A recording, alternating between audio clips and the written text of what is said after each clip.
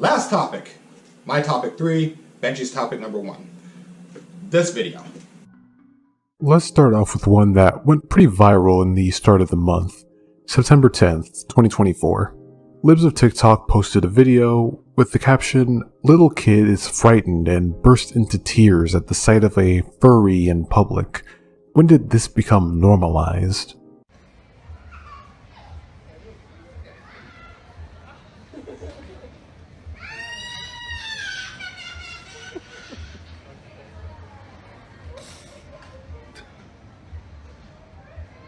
Now, if you don't know what Libs of TikTok is, it's an extremely conservative social media account run primarily on Twitter by Shia Raichik.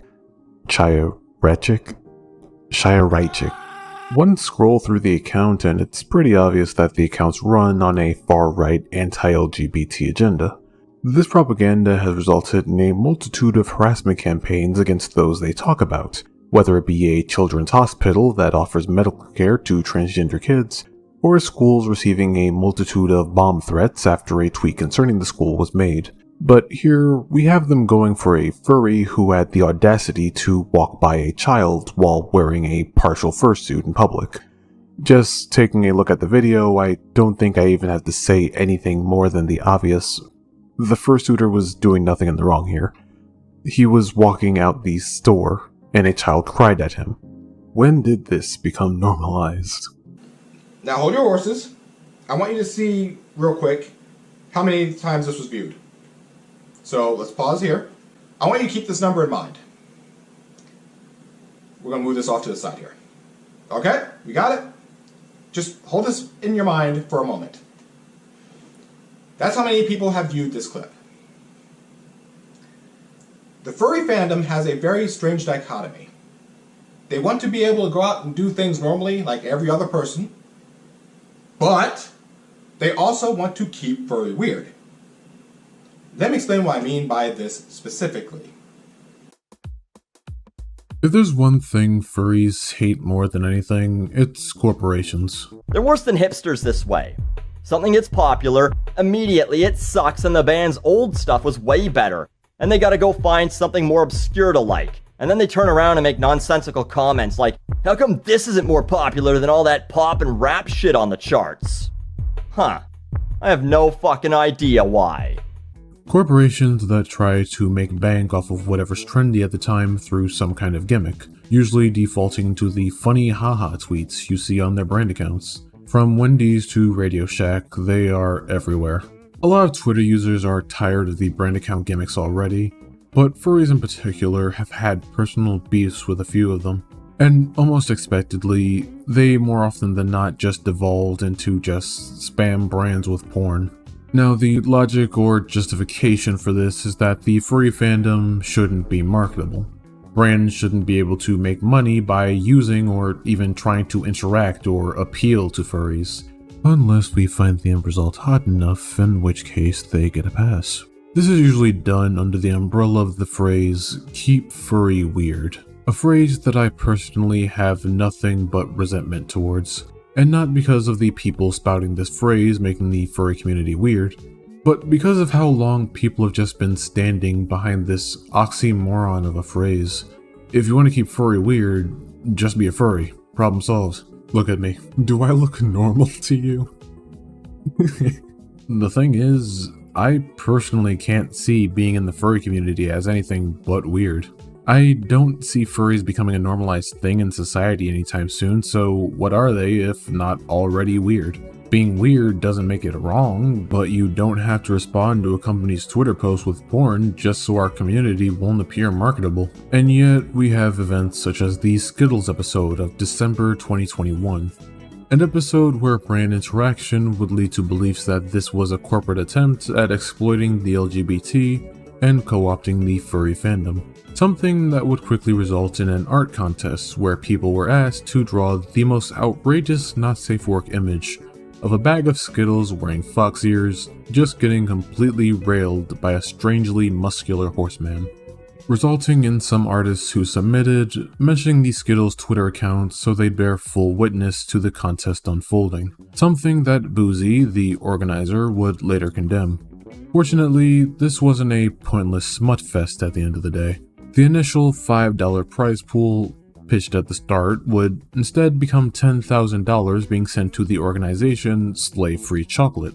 An ironic silver lining to the horse sausage fest given the ethic-violating past of Skittles' parent company, Mars. However, not every furry fandom stand against corporations can attain such a positive end result. Much like the Skittles situation, the Spanish KFC Twitter made a tweet pertaining to furries. You know, the Spanish KFC Twitter page where all they do is post memes about their chicken. It's clearly being done as a form of advertising, but in reality it really just makes me want to go eat some Popeyes instead. Yeah, they made a furry meme to hop onto a TikTok trend bandwagon and advertise the brand. And I can assume they did this by going to Google Images, searching fursuit, and getting one of the first images they could.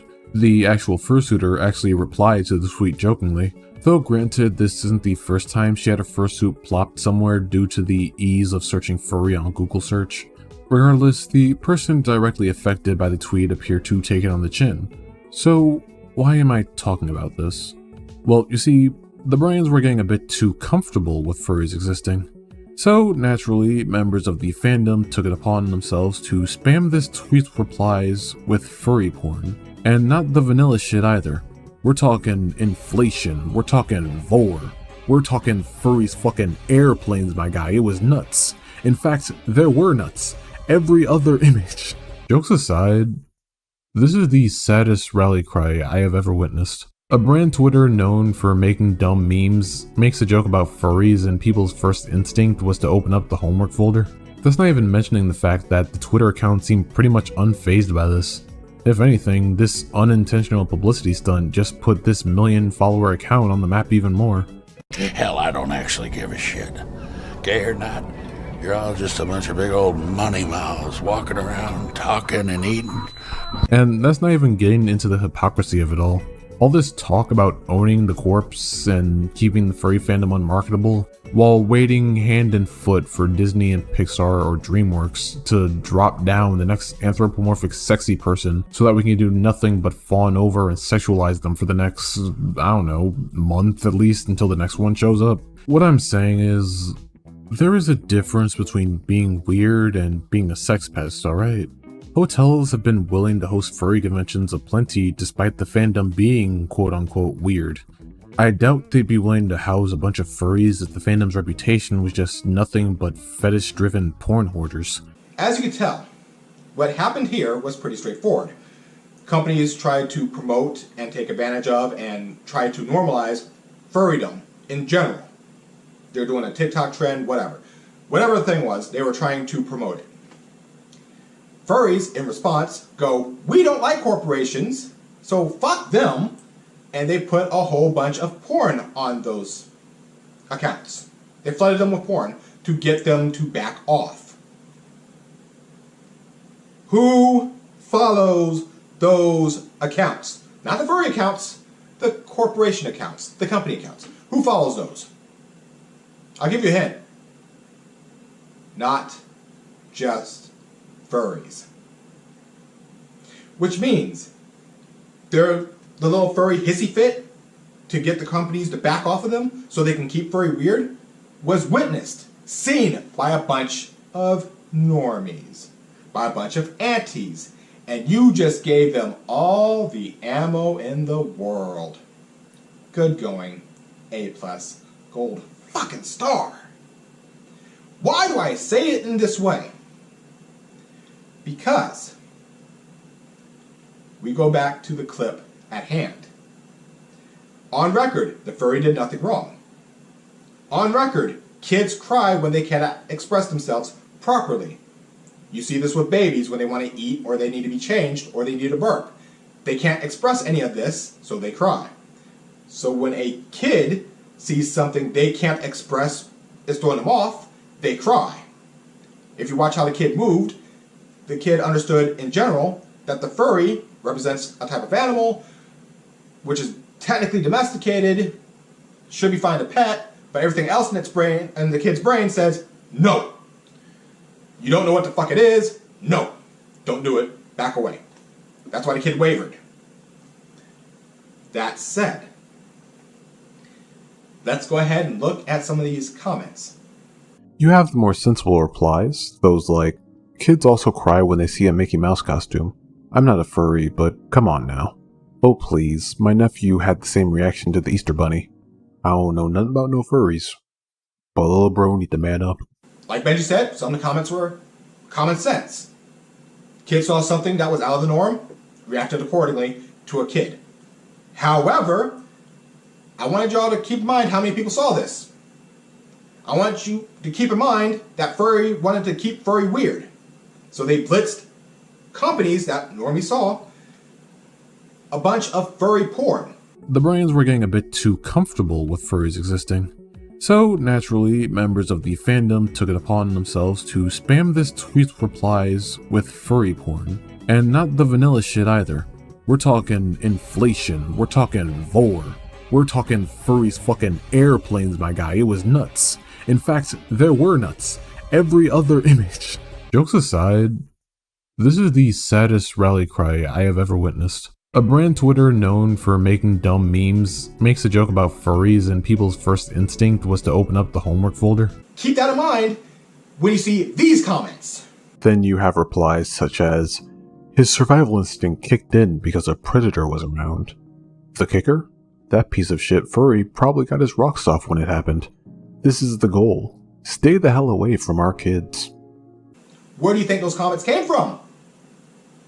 Y'all gave them ammo. Now I get it. Most of the furries are going to be upset that I even said that. But this is the problem about compartmentalization. You see it from your perspective, you see it in only one way. The reason why that furry got attacked for just walking out of the area, the reason why these comments attacked that furry specifically, was because y'all went after corporations full mass with porn. Normies saw that, relayed.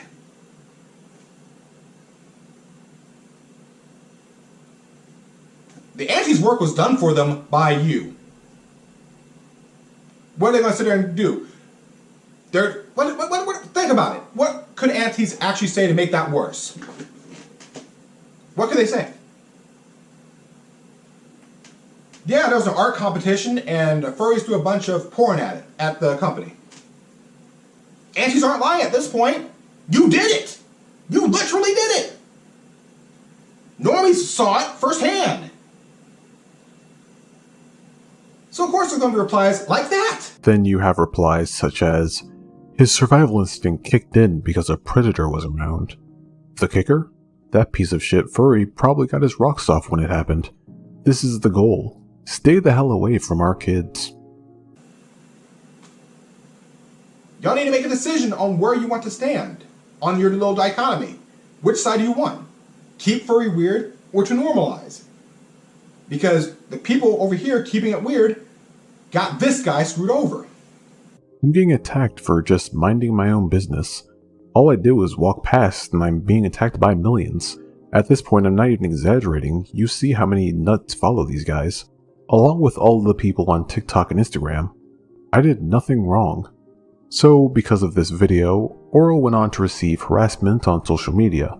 All for the cardinal sin of being a furry who walked past a child. Anytime something normal happens and a furry gets caught in the middle of it, it's because y'all screwed up and showed the normies y'all want to be weird. And you went after companies. So normies see you go after companies in such a way, and they're going to remember that and relay it for other items. You did it to yourselves. Yes, it's a few bad actors. But that's a hit to the reputation of furry. Now, I get it. Some of y'all don't believe that it should matter what people see as furry. You're right. It shouldn't. But that guy got attacked for it. And fortunately, people have enough common sense to not just chase people down. Oh, wait. People got doxxed for cartoons. So I have been doxxed. My private information has been leaked online, my full name, where I live, pictures of my house, pictures of my dead brother's grave, and mocking my dead brother's grave on top of that. And then, on top of all of this, continuous amounts of death threats. This video is being used as a paper trail for I can show to my lawyer, also the court system, because I am going to be filing a lawsuit against the individuals that are responsible for doxing my private information. Now, as you can see on screen, I already have a few people that, is not necessarily going to be potentially in this lawsuit, but I do want to showcase the actions of what I've been going through throughout this entire ordeal in the last 48 hours or so, ever since the first episode of Dawn to Dawn came out, and I uploaded my video on it this past Wednesday. So as you can see here, this is one individual partaking in the mockery of my brother's death. We have an individual that is hoping that I basically get my brain stem stomped in and my corpse is spit on. They went on to have a lot of likes. The post is still up, by the way, not been terminated or violated any Twitter rules or anything like that. We have people making false thumbnail images of me, trying to slander me, saying I made content like this, and then trying to say, yeah, I made a video on this, when in reality, I did not. Then we have a post like this, where someone put a petition out to stone me to death. AKA, there was thousands of people that liked this post. This was an early on screenshot. Sadly, I didn't get a late stage screenshot, but the last time I saw the post's likes, before it got removed thanks to violations of Twitter's terms and service, it had 12,000 likes. aka 12,000 people were wishing for my death. And so we escalate all this that's been happening for the last few days to the point to where my private information has been doxed, and now the threats or death threats that I have been receiving are all more real. Very, very much real when someone posts pictures of my house and my brother's grave. FYI, I don't like to talk about this much. I talked about it briefly a long time ago because Anime Snob, can't believe I mentioned that man's name again, he mocked my brother's death as well. They committed suicide. And obviously, I'm assuming this individual is probably from that rabid group from a long time ago. I could be wrong. We'll find out when the lawsuit gets underway. But the point of the matter is that I am a little bit concerned about my safety because obviously my girlfriend lives with me. I have 2 dogs that I love and a cat as well. Obviously, I'm concerned. I mean, definitely after having 10,000+ people wishing for my death, and literally you can go into any of my recent tweets and look at the quote retweets and seeing people actively justifying death threats against me, it's very clear that I do have some cause for concern. So thankfully, I live in Tennessee. I don't live in California. I'm able to legally own a gun. I've owned this for a while, and I'm going to tell you right now, if anyone wants to pull any stupid games, you're going to win stupid prizes. That's all I'm going to say. So yeah, y'all wanting to keep Furry Weird and being strange to companies because the company is trying to promote you? Doing that, it could have gotten so much worse for this person. It could have gotten so much worse for this furry. Because y'all want to keep it weird. Just keep that in mind. Okay? I'm not saying that as a bad thing. I'm telling you, you need to make this decision. And you need to let each other know. Don't go out in your fursuit, or else. I'm getting attacked for just minding my own business. All I did was walk past and I'm being attacked by millions. At this point, I'm not even exaggerating. You see how many nuts follow these guys. Along with all the people on TikTok and Instagram. I did nothing wrong. So, because of this video, Oro went on to receive harassment on social media, all for the cardinal sin of being a furry who walked past a child. The person just went out to the store, did nothing wrong. But because y'all decided to blitz the companies with porn, the normies saw it, they put out comments like this. Then you have replies such as, his survival instinct kicked in because a predator was around. People have been doxxed for less. People have been attacked for less. So you put him in danger. Keep that in mind. Now, having said all of that, I'm Double R. I'm out. Y'all have a good day. Please be careful and be mindful. I get it. Some of y'all believe your reputation shouldn't matter. But it does matter to the people who are going out there in their fursuits. It's going to matter real quick when people get hurt. And it mattered real fast to a lot of y'all when this happened. 19 people were hospitalized at a furry convention in Illinois after what's being called an intentional leak of chlorine What's gas. a furry convention? Did I get that wrong? Oh, gosh. Okay. Officials were called when a strong odor It of is. chlorine spread.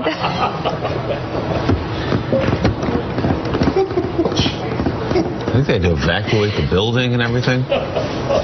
Sent the hotel guests along with convention attendees into the cold night, many still dressed in their furry costumes. We have a lot of costumers out here with big fluffy costumes that'll keep people warm, so at this point, we're not at all worried. So we've been pulling people into a cuddle to warm this baby. No, thank you. Thank you. And giving her our jackets and blankets. Yes. We just told Mika what the convention was about. So, Mika Brzezinski breaks down laughing, as does this other goober. I don't know his name, I only know Mika's name because it was in the article I read. And yeah, people were sick. Someone may have maliciously did something at the hotel, though 2 months later there have been no arrests and no updates to this story, and it's a hotel. They probably have a pool. Maybe some idiot cleaner dumped chlorine into a stairwell on their way to clean the pool, didn't say anything because they'd be fired, but I'm not gonna deny that it definitely could have been malicious, and some sick asshole was attacking furries, which is definitely a scumbag move. But she's clearly not laughing about people being sick, or the fact that there was a terrorist attack, as some furries have suggested. She's laughing about people in ridiculous costumes standing around outside of a hotel. But of course, a bunch of people got pissy. There was a petition to have her release a public apology, which I couldn't find any follow-up about, so I assume that didn't happen. And people were upset that someone would be so callous, so unfeeling, that they'd make fun of this happening. Of course, The Onion made fun of it too. I didn't see any petitions about it, but they're not real news. This Morning Joe show apparently is, I guess. Strange, huh? Keep that in mind. Later. Not if you understand. I understand. Okay. Now, f*** off.